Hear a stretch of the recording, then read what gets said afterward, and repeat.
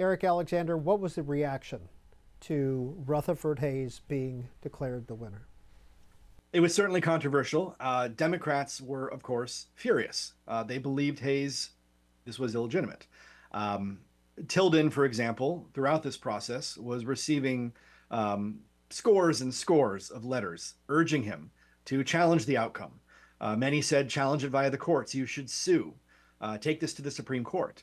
And there were many that were pledging violence, writing Tilden, particularly Southerners, writing Tilden and saying, if you say the word, we will raise a militia and we will storm Washington, D.C. to make sure that you are installed as president. Um, I think importantly, though, and this is particularly notable given how we saw the last presidential election play out in 2020, and particularly the events of January 6, 2020, Tilden refused to challenge the outcome. Now, to be clear, there were many lawsuits at the state and local level that had been going on since November. Democrats and Republicans challenging the returns and results in individual counties and localities. But by the time the commission had made its decision, Tilden refused to challenge the outcome. Tilden believed he had won. He believed he was the rightful president. He believed he should have won.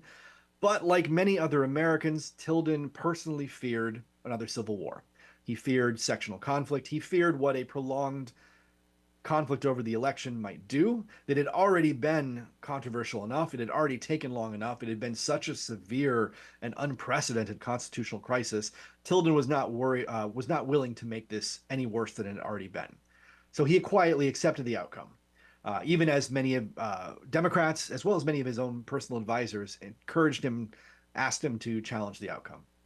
That said, Democrats refused to go do this quietly.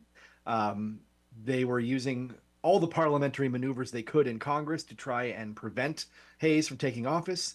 It was eventually the Speaker of the House, a man named Samuel J. Randall, who paved the way for Democrats to accept the results of the commission. But even after Hayes took office, while Hayes was president, Democrats in Congress repeatedly passed resolutions declaring that Hayes was illegitimate.